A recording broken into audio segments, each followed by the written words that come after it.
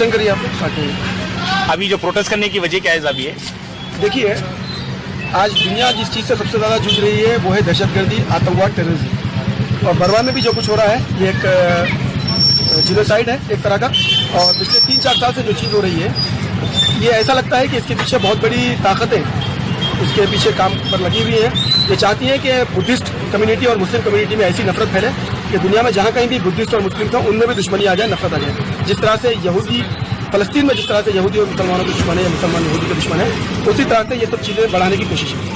और आपने देखा होगा कि जो रंगून में जो कुछ हो रहा है उसके लिए 180 साल से वो लोग वहाँ पर जी रहे हैं, बावजूद उसके लिए उनको मारा जा रहा है। मेरा एक आप लोगों से सवाल है, मैं मीडिया के माध्यम से जरिए से ये बात पूछना चाहता हूँ, जहाँ पर यूरोपियन कंट्रीज में, अमेरिका में, जहाँ पर 5 साल, 8 साल, 10 साल, 12 साल में नेशनलिटी दी जाती है, क्या ये बर्मीज को, क्या ये रोहिंग्यास को 160 साल यानी कि तकरीबन इनकी 8 पीढ़ी गुजरने के बाद भी अगर ये इनको जीने का हक वहाँ पर नहीं है, नेशनलिटी नहीं है, तो क्या ये इंसानों के हकूक़ का छीनना नहीं है?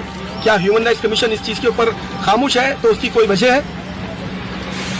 यहाँ पर हिंदुस्तान में तकरीबन 40,000 से ज़्यादा रोहिंग्यास हैं। इनके बारे में बार बार ये बात बोली जा रही है कि नेशनल सिक्योरिटी मेजर्स के तहत इनके बारे में इस बात का ज़्यादा डाउट है कि इनमें से कोई टेररिस्ट हो सकता है। यकीनन हम बीइंग इंडियन सिटीजन, भारतीय होने के नाते हमारी भी ये गवर्नमेंट से अपील है कि डेफिनेटली चाहे वो रोहिंग्यास हो या कोई और हो, अगर कोई नेशनल सिक्योरिटी के लिए थ्रेट है तो उनके बारे में बराबर आइडेंटिफाई किया जाए, और अगर इनोसेंट है तो उन्हें बराबर एक इंटरनेशनल रेफ्यूजी के तौर पर उन्हें सपोर्ट किया जाए।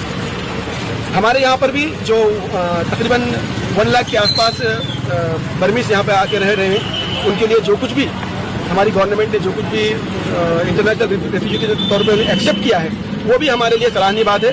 हम सारी दुनिया को ये बात का मैसेज दे सकते हैं कि हमारा मुल्क एक पीस लविंग कंट्री है, कल्चरल हेरिटेज और एक रिच ऑफ द हिस्ट्री है हमारी कंट्री की। और इस मामले में इंडिया किसी से भी पीछे नहीं है। जहाँ तक ह्यूमैनिटेरियन एड की बात है या दूसरी चीज़ों की बात है, हमारी भी कोशिश है कि हम इन तक अपनी ह्यूमैनिटेरियन एड पहुँचाएं। इस बात की पूरी कोशिश कर रहे हैं। सऊदी अरब ने तकरीबन 4 लाख लोगों को रिहेबिलिटेट किया है, और तुर्की अपनी तरफ से बार बार वहाँ पर फूड पैकेट वगैरह सप्लाई कर रहा है, दूसरे कंट्रीज कर रहे हैं। तो अरब गौरव शदल का भी ये प्लान है कि हम इंडिया की तरफ से रिप्रेजेंट करते हुए उन सभी ज़रूरतमंद लोगों की हेल्प करने की कोशिश करें।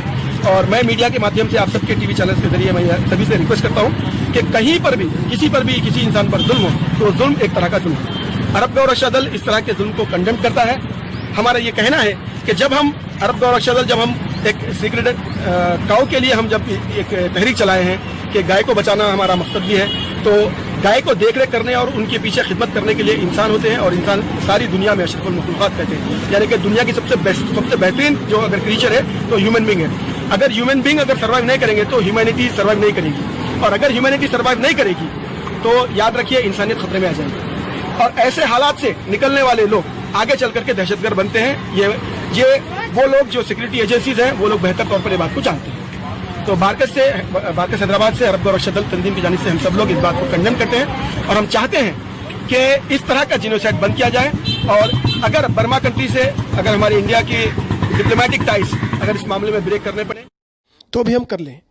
हिंदुस्तान सारी दुनिया को यह पैगाम दे कि हम किसी भी तरह के अत्याचार, जुल्म, बर्बरियत के खिलाफ हैं। हम ऑल इंडिया अरब गौरव शदल इस बात को भी सबको ऐलान करते हैं, बताते हैं कि हम गाय के तहफ़्फ़ुज़ के साथ साथ इंसानियत के भी तहफ़्फ़ुज़ के हम अलमबरदार हैं।